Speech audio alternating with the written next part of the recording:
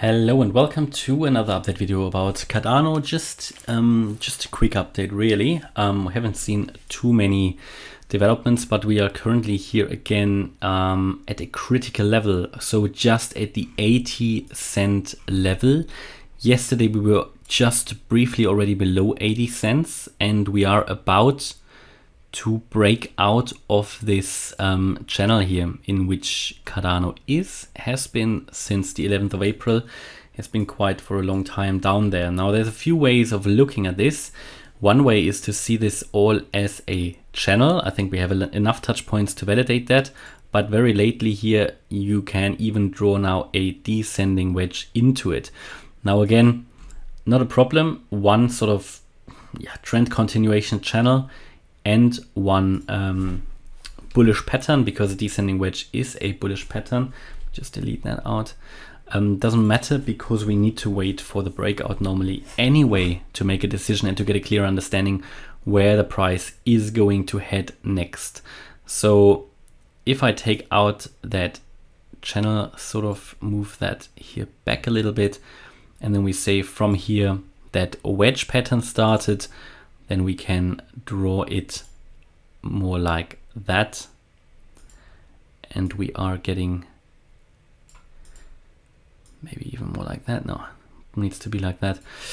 And then soon we could get a more bullish breakout, okay?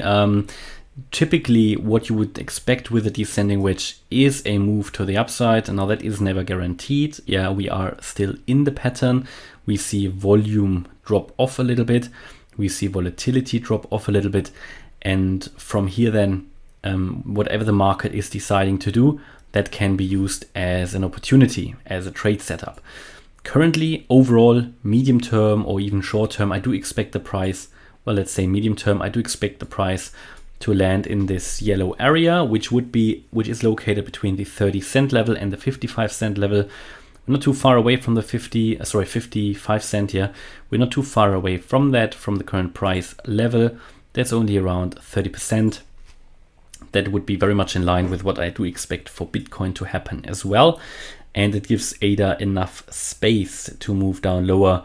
It could even move down to 30 cents and it wouldn't be a massive problem. We have key support levels here just where we currently are. Yeah, around 80 cents. You can see that here this was a lot of up and down, previous support, and then here at 75 cents. So we have still space to 75 cents before we can turn around. It could turn around now, yeah, but 75 will be an important support. So what I mean is, short term, I would expect some sort of upside.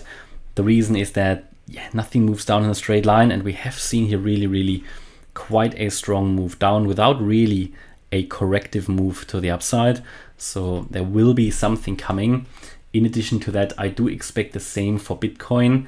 I think it's imminent with Bitcoin, and this will also have an effect on ADA, which doesn't mean that we suddenly go to new all-time highs, but it means that we can see some temporary upside. So let's say if we really break out of the wedge here, the first target would be the beginning of the wedge. We're currently at 80 cents. I think we can move all the way up to 90, 91 cents, yeah, in this scenario here.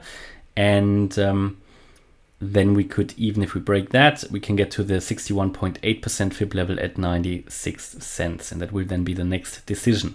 To the downside, key levels to watch out for is that 75-cent level. And then the next one is 55, because there isn't really a lot along the way that is going to give us support. Yeah, there's a bit here around the 68-cent mark here. I don't know if you see that, but around 68 cents. Yes, there will be a bit of support, but if we lose that 75-cent level, I think we can drop quite a bit towards that target area. And overall, what we can see is that ADA doesn't look like it has completed the correction yet. Dropping further, sort of bleeding out a little bit. And it would be, however, expected that we see a short-term move up in line with my expectation for Bitcoin. Looking here at the indicators on the 8-hour, sideways movement on the MACD, not really anything clear. On the daily, also pretty much sideways movement after reduced negative momentum for a while. Also sideways movement, nothing exciting here.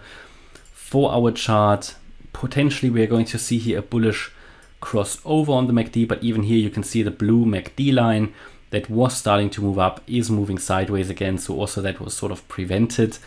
So nothing exciting we can see here on the indicators, pretty much just moving sideways. One thing that we might pick up here is that bullish divergence on the MACD. You see it here, higher lows on the MACD, lower lows on the price chart.